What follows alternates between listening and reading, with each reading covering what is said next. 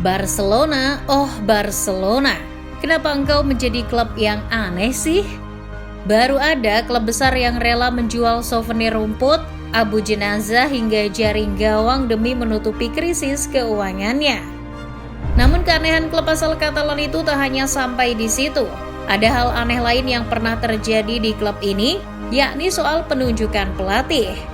Sebagai klub besar, Barcelona pernah dilatih oleh pelatih-pelatih aneh yang justru tak mempunyai reputasi apik sebelumnya.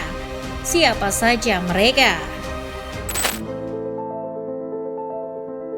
Barcelona selama tahun 1997 hingga 2000 dikenal sebagai klub Belandanisasi bersama pelatih Louis van Gaal. Pemain Belanda seperti Kluivert, Zenden, Cocu hingga De Boer bersaudara diboyong ke Camp Nou oleh Van Gaal. Namun sayang, Van Gaal berhenti menjadi pelatih Barcelona di tahun 2000 karena beberapa faktor, termasuk tak ada trofi di musim terakhirnya dan pertengkarannya dengan para pemain termasuk Rivaldo. Era baru Barcelona pun dimulai ketika bertepatan dengan terpilihnya presiden baru Joan Gaspart. Di era Gaspart, Barca menunjuk pelatih mediocre yakni Lorenzo Serra Ferrer. Profil pelatih kelahiran Mallorca ini sebelumnya tak terlalu meyakinkan, terlebih sebelumnya Ferrer hanyalah pelatih klub mediocre macam Mallorca dan Real Betis. Prestasinya pun tak terlalu menonjol di beberapa klub tersebut. Setelah dari Betis, nasib Ferrer mujur ketika ditunjuk jadi pelatih Akademi Barcelona sejak 1997. Pengalamannya di akademi itulah yang membuat Ferrer dipercaya Gaspart. Selain itu, Gaspart juga yakin Ferrer bisa membangkitkan para pemain muda Spanyol yang di masa Van Gaal sering terlupakan. Namun selama pengabdiannya, pelatih botak berkumis itu malah identik dengan konflik. Salah satunya konflik yang terkenal pada masa itu adalah dengan pemain Prancis Emmanuel Petit. Petit merasa kesal dengan Ferrer ketika menanyakan posisi Petit di lapangan. Menurut Petit, pelatih itu tak menghargainya. Hanya semusim umur Ferrer melatih Barca. Hasil minor di liga domestik maupun Eropa membuat ia dievaluasi dan didesak untuk mundur. Gaspart juga didesak untuk mendepaknya. Gaspart pun akhirnya mencari jalan tengah. Ia tidak mendepak Ferrer, melainkan memindah tugaskannya jadi direktur olahraga Azulgrana sejak 2001. Rivalitas Real Madrid dan Barcelona mendarah daging di sepak bola Spanyol. Kedua klub tak jarang bertengkar demi sebuah gengsi, misal seperti pemain dari kedua tim yang saling pindah. Masih ingat ketika Luis Figo dicap pengkhianat karena pindah ke Real Madrid dan dilempar kepala babi? Iya, semengerikan itu rivalitas kedua tim. Namun ada fenomena aneh pada Januari 2003. Barcelona di bawah Presiden Gaspart menunjuk pelatih yang merupakan bekas pelatih Real Madrid, yakni Radomir Antic. Pelatih Serbia itu padahal belum lama menukangi El Real pada tahun 2001. Musim 2002-2003 memang musim serba susah bagi Barcelona. Mereka terpuruk pada saat Van Gaal kembali untuk kedua kalinya. Gaspart berpikir untuk menyelamatkan tim ini sebelum musim berakhir. Antic juga dinilai pengalaman di sepak bola Spanyol, jadi tak perlu lama untuk adaptasi.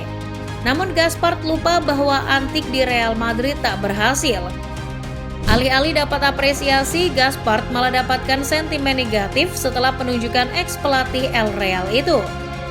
Sebagian besar cules menganggapnya tak becus menahkodai klub. Sejak itu pula, angin desakan untuk Gaspart mundur dari kursi presiden pun mengemuka.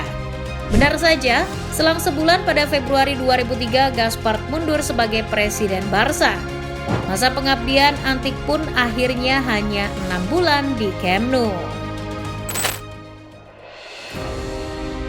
Selama 4 musim melatih Barcelona, Pep Guardiola banyak meninggalkan kisah indah bagi publik Katalan.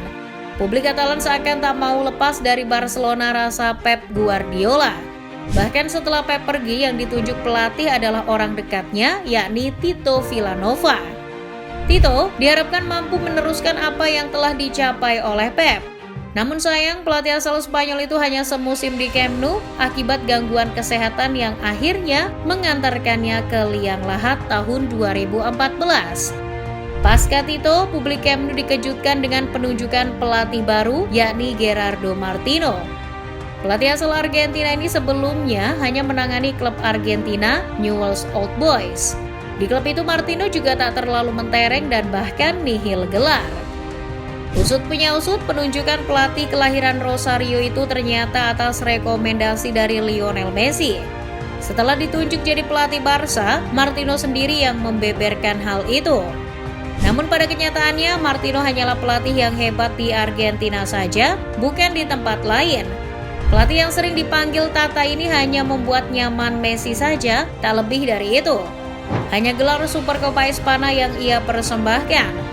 Pelatih Argentina keempat dalam sejarah Barcelona ini pun akhirnya didepak pada tahun 2014.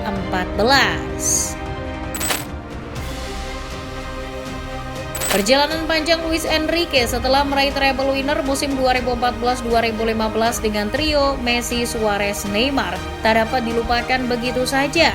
Pelatih kelahiran Gijón itu menjadi harapan baru Chula sebagai pelatih yang bisa meneruskan era kejayaan Barca di bawah Pep. Namun ceritanya berbeda. Enrique hanya bertahan 3 musim di Camp Nou dengan segala kenangan yang ada. Ia didepak pada tahun 2017 karena ada pertikaian dengan Presiden Bartomeu soal transfer pemain. Lalu yang ditunjuk Barcelona adalah pelatih mediocre yang pernah menangani Espanyol maupun Bilbao, Ernesto Valverde. Menurut Bartomeu, Valverde dianggap berhasil selama 4 musim menangani Bilbao. Valverde juga dianggap punya DNA Barca karena ia adalah mantan pemain Barca era akhir 80-an. Tak hanya itu, Bartomeu bahkan percaya Valverde punya filosofi permainan Barca yang mirip Pep. Namun, sejak penunjukan Valverde, sebagian fans Barca sudah pesimis. Mereka menganggap Valverde hanyalah pelatih mediocre. Benar, anggapan fans. Ketika melatih, gaya permainannya tak ada mirip-miripnya dengan Pep. Valverde lebih memainkan sepak bola pragmatis. Pelatih kelahiran 1964 ini lebih dikenal fans Barca dengan pelatih spesialis kena comeback di Liga Champions. Barcelona kena comeback atas AS Roma di perempat final Liga Champions 2018 dan semifinal melawan Liverpool di 2019. Terjadi pada masa pelatih penjaskes itu. Valverde hanya bertahan di 2,5 musim di Camp Nou sebelum akhirnya dipecat pada tahun 2020. Ketika Barcelona muak dengan pelatih mediocre sekelas Valverde, Bartomeu kembali berulah dengan menunjuk pelatih serupa, yakni Quique Setién. Pelatih kelas mediocre yang sebelumnya hanya melatih klub seperti Real Betis. Belum ada satupun gelar yang diraihnya selama melatih sebuah klub. Ditunjuknya Setién menurut Bartomeu adalah pilihan kedua setelah pendekatan kepada pelatih Al-Sadd saat itu Xavi Hernandez gagal. Pelatih berambut putih itu pun awalnya terkejut ketika ditunjuk. Saking berterima kasihnya pada Bartomeu, Setién sampai berjanji akan membawa Barca kembali pada masa hitahnya, yakni permainan menghibur dan menyerang ala Johan Cruyff. Maklum, di bawah Valverde, gaya permainan Barca telah melenceng jauh dari ide-ide sepak bola Cruyff. Namun, apalah artinya janji? Barcelona tak berubah di bawah Setién, bahkan hasilnya lebih parah. Masih ingat dengan pembantaian 2-8 di Liga Champions oleh Bayern Munchen? Ya, itu terjadi di masa Setién menjabat. Pelatih berambut putih itu terbukti gagal total menukangi Barca. Umurnya melatih Barca pun hanya 8 bulan sebelum ia digantikan oleh Ronald Koeman.